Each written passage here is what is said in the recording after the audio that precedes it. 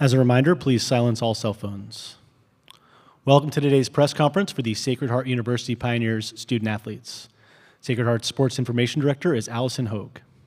Today we are joined by student athletes Sajeda Bonner, Nysera Pryor, and Olivia Tucker. We'll now take questions for the student athletes. Please state your name and affiliation at the beginning of each question. Alex Simon from Bay Area News Group and The Next. Really just for all three of you, what has the past, 60 hours been like going from playing in a conference tournament championship game to getting here? Olivia, if you don't mind starting. Yeah, it was an awesome feeling. To think 24 hours later after winning a championship, we were on a plane flying to California. So, just creating these memories with these girls, it's something that I'll never forget and I'll cherish forever too.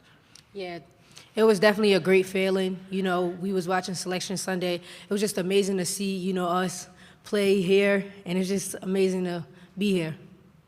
Yeah, as a senior, I'm so thankful for this team. It was so exciting to celebrate every moment with them and with our coaching staff, and to be in California is amazing within a few hours, so I'm just so thankful. I hope you guys don't mind the wind that you're getting out here. I guess it's a little bit better than snow, but Sajeda, especially to win your first trip to the NCAA tournament in your home state, can you just describe what Sunday was like in that way? It was amazing. My whole family was there. My teammates' family. We were in another team's gym, but it felt like we were home because we had so much support. And I just felt coming to Sacred Heart, I was home, and that moment was so full circle for me. I loved it. Yeah, Olivia, I'll start with you for this, but Sajeda, I want to ask, since you both went to different schools first and transferred in here, just what has drawn you as you got into your college career to come to Sacred Heart to be a part of this program and to get to this point? Yeah, so Sacred Heart actually recruited me out of high school, so it was kind of a crazy story. I just didn't have a great freshman year at my previous school, and then Coach Minetti reached back out to me, and I visited campus, and the girls were just so welcoming, and it also was a strange time with COVID, but they just felt like a part of my family. So, just coming on campus, I knew that it was going to be my home for the next 4 years, so I was very thankful for her and my teammates as well. For me as well, Sacred Heart always felt like home from when I was younger, getting recruited by them. And to get the opportunity to come back after graduating, it was amazing. And to play for the 4 women that I play for, I think I'm forever grateful for them fully. And I'm so happy to be here. Nysera, as a freshman, what, drew you to this program, and especially in this moment that this is where you wanted to start your college career?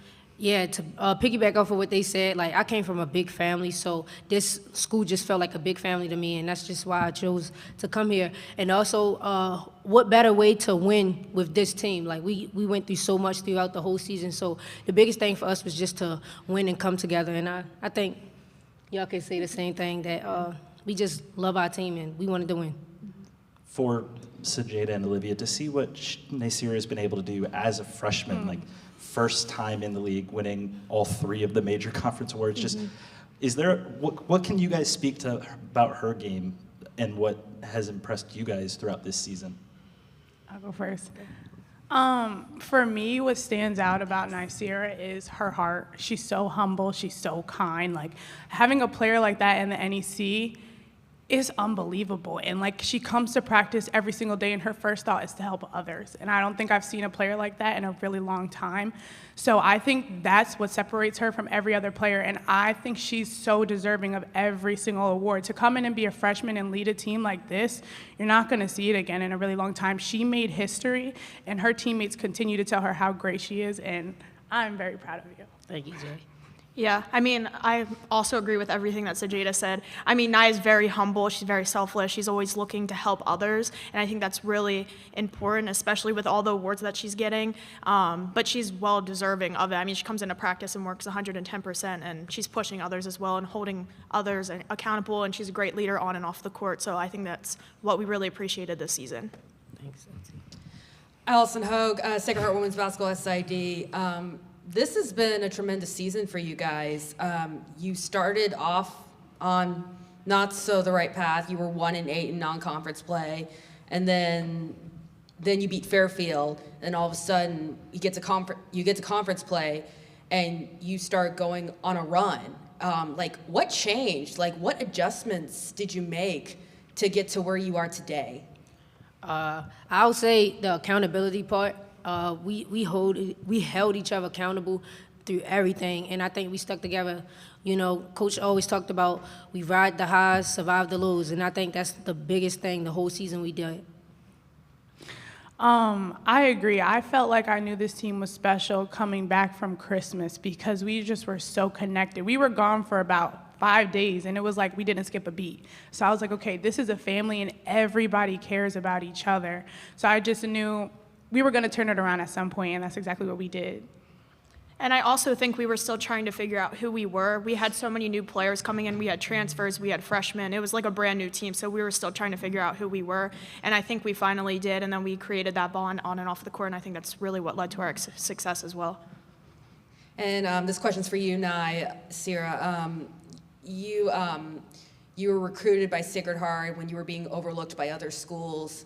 Mm-hmm. And when you got to Sacred Heart, you started lighting up and you started getting these points, these steals, these rebounds, and then all of a sudden, you sweep every major award in the NEC. Did you ever think this would happen? No, I never. I never thought that I would ever get this many or more awards in the same year. But I always tell people that it don't matter where you play as long as you play your game. So that's the biggest thing for me is just playing my game and showing other people from my city that they can do the same thing. Just a quick follow-up on that one, Nasira. How do you get so many steals? I think it's just defense. That's always been my thing. You know, I always wanted to play defense that turned into my offense. So. Nai, what is the next step that you think you can or need to make with your game? I mean, it's a pretty incredible freshman year, but I assume you want to continue to do more beyond this. Oh, yeah. Definitely going to continue to lead my team, but also, you know, just working on my shot, you know, working on things that I need to get better at. And it's only up from here, so.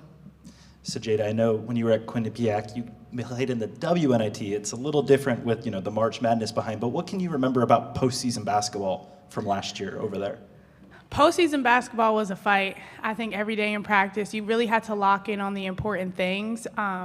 The games, as I can remember, were tough. You played to the wire. You played other great teams that had great seasons. So for us, and what I can tell my team is that just keep doing what we've been doing, fighting, staying together as a team, and willing ourselves to a win. And I know, Olivia, if you want to start with this, you guys have just found out, you know, getting over here, but what have you guys been able to kind of see about Southern in the little bit of time you've had to look ahead to tomorrow's game? I mean, a lot of credit to our coaching staff just because they had to put together a scouting report, a game plan in less than 24 hours. So kudos to them, especially because I know it's been a lot of work.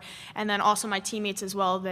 We've been locked into scout. So, I mean, I think we have a great game plan coming into it, and I have confidence in us. I mean, it's definitely going to be a tough game because everybody at this level, they've won a championship. So I think just coming in and just playing the game that we usually play. And I guess, Nai, if you want to start with this, to know that if you guys get this win tomorrow, it's the first NCAA tournament win in the school's history in that way on the women's basketball program. Is that a pretty big deal to be able to achieve at this point? Oh, yeah, for sure. And I think that we're going to come out, we're going to stick to the game plan, and the outcome should be the way that we want it to be. When you're playing at your best, what's the style of basketball we can expect to see from your team? Definitely pushing the pace. You know, we play our game, and I think that's the biggest thing for us is just to, you know, push in transition, play at our pace, don't take, you know, bad shots, take great possessions, and play defense. Who's someone on your team to watch tomorrow that isn't currently sitting on the podium? Everybody. My whole team is a bunch of dogs, so everybody, my whole team. And then I guess last one, back in December after that Army game, did you believe you'd be sitting here right now getting ready to play March Madness with the March Madness logo in front of you and behind you? That's a really good question. Yeah.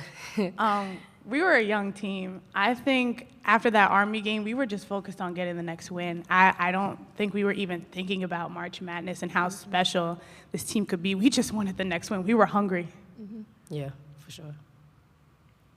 Any more questions for the student athletes? Thank you, Sajeda, Nasira, and Olivia. Good luck tomorrow. Thank you. We'll now take a short break and be back with Sacred Heart University head coach Jessica Minetti in a few minutes. Thank you. Thank you very much. Good luck.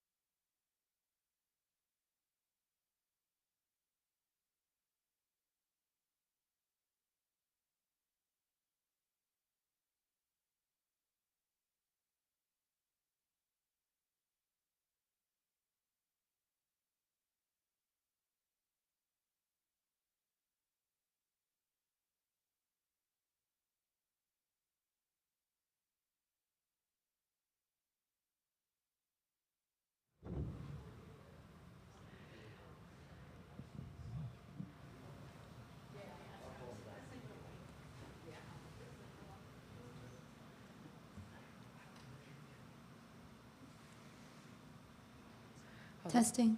Listen to them get so emotional. They were good.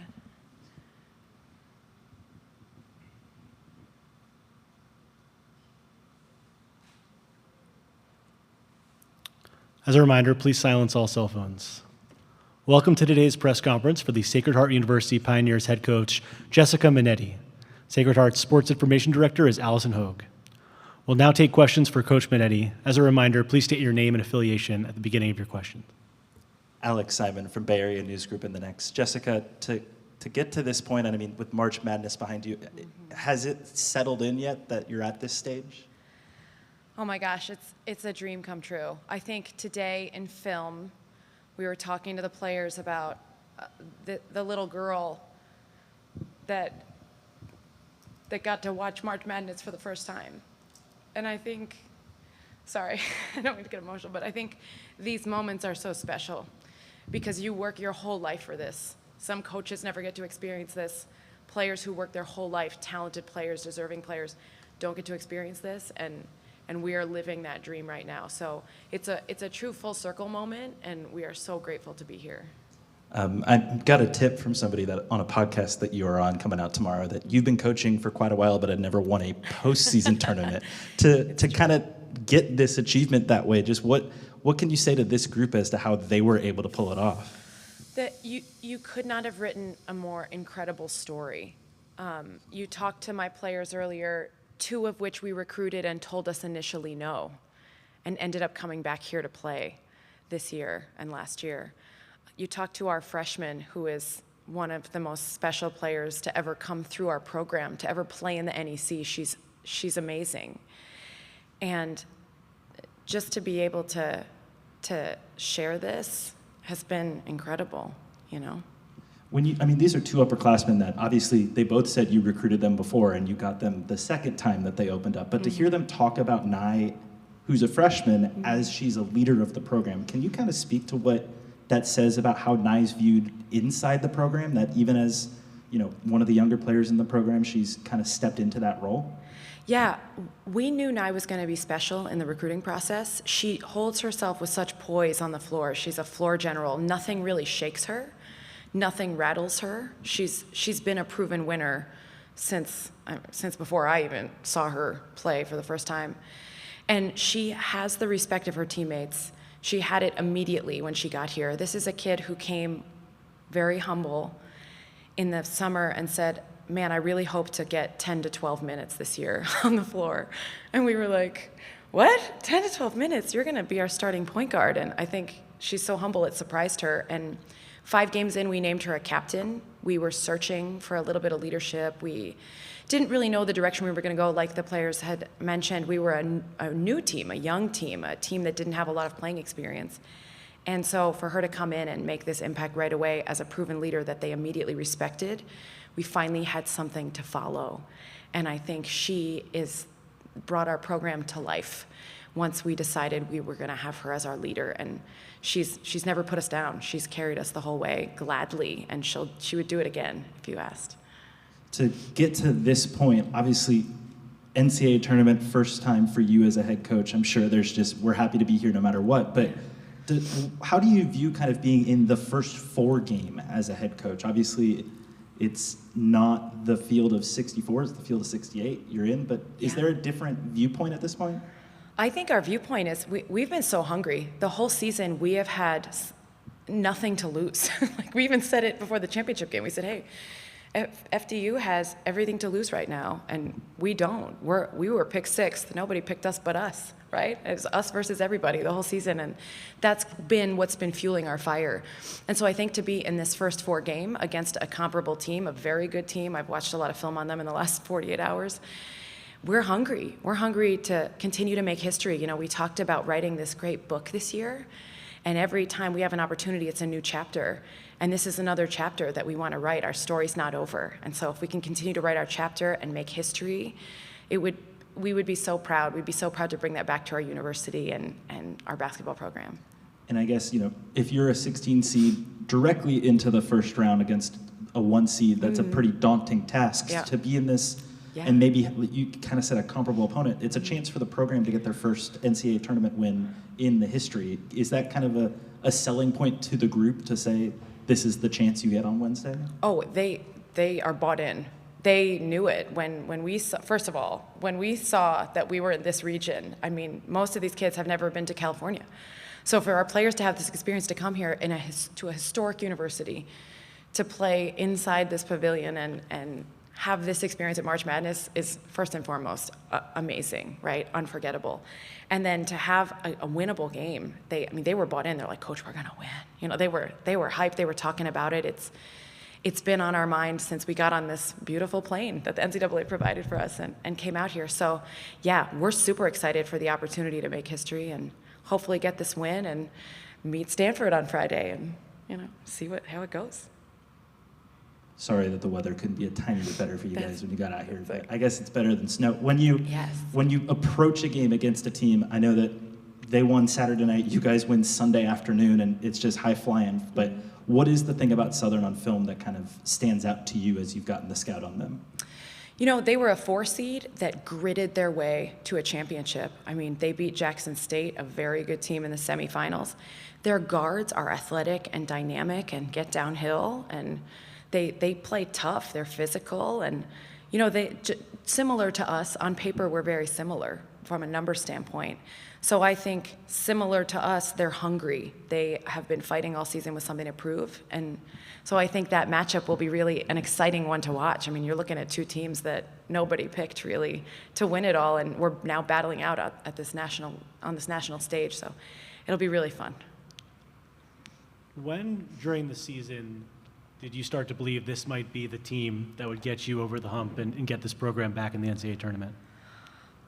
That's a great question. We went through it in like the player said, that non-conference was tough, but we were always right there. I think we saw really positive glimmers of hope even in these moments of loss, where once we figured it out, we could start to believe like, hey, we just got to put 40 minutes together. We'd put 30 minutes together, 35 minutes together, 22 minutes together. You know, I could think of some games where I'm like, man, I just wish we could get one quarterback. So I think we had a big turning point when we came back from Christmas break. We we had a bye, so we had scheduled a non-conference opponent, and we finally put 40 minutes together, played great, and won. And I think that win, I was talking to that coach the other day, and he was like, I think that win propelled you guys. And I think he's right. I think we just had to get that win under our belt to get some confidence.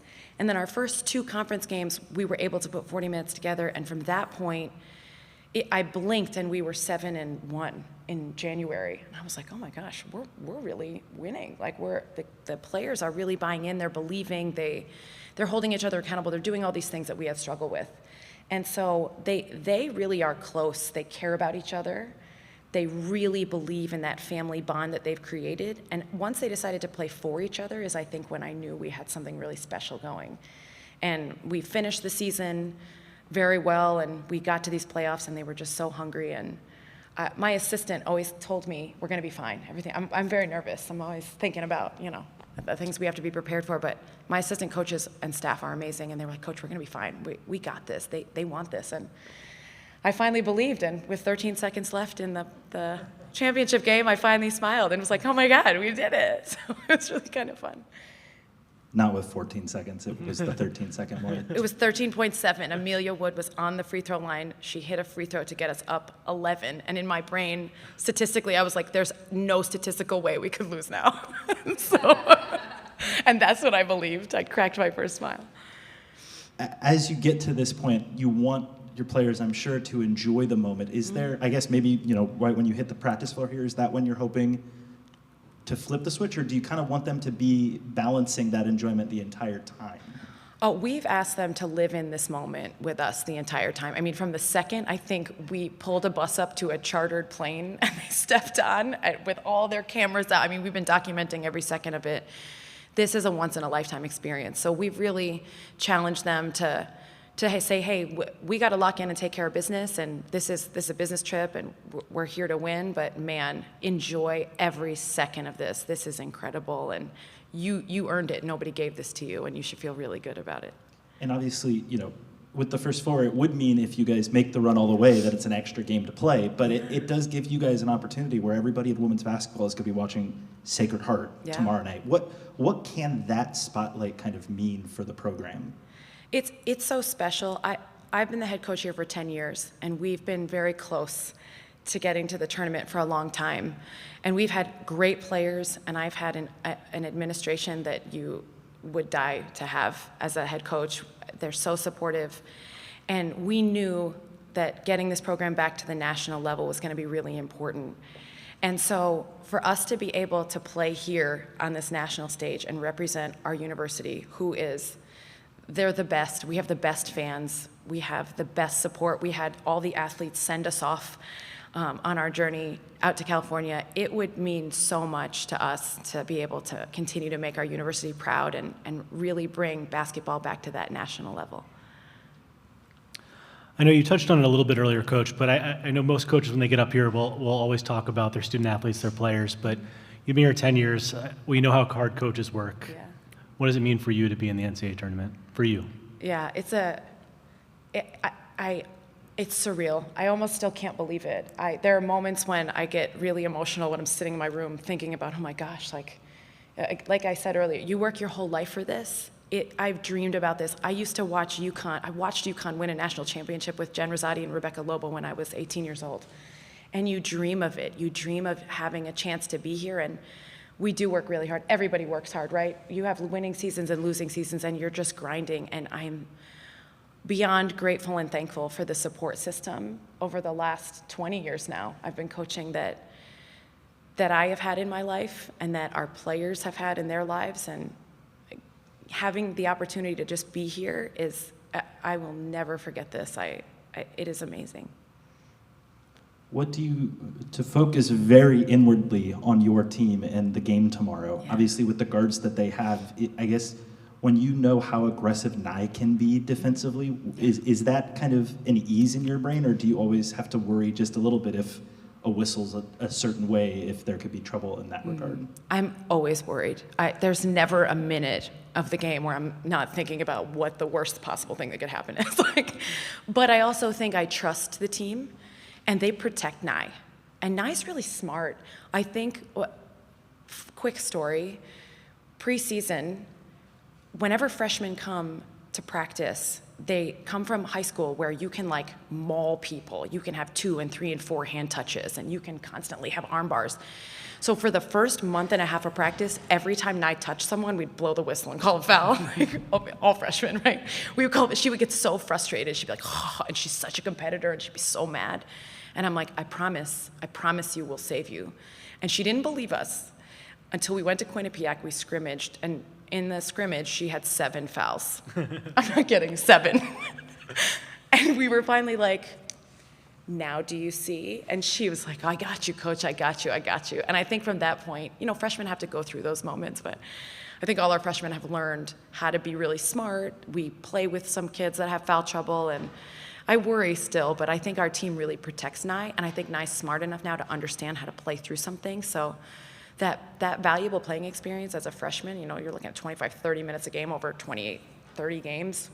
I'm a little more settled now with that trust. Yeah, I know a lot of coaches say at a certain point in their first season, they're no longer freshmen. Are you kind of a believer in that regard? And or is she still? No, we said it. We said the other day before we started playoffs, we're like, hey, freshmen, you're sophomores now. So that's it. You have grown, you have minutes, you have experience.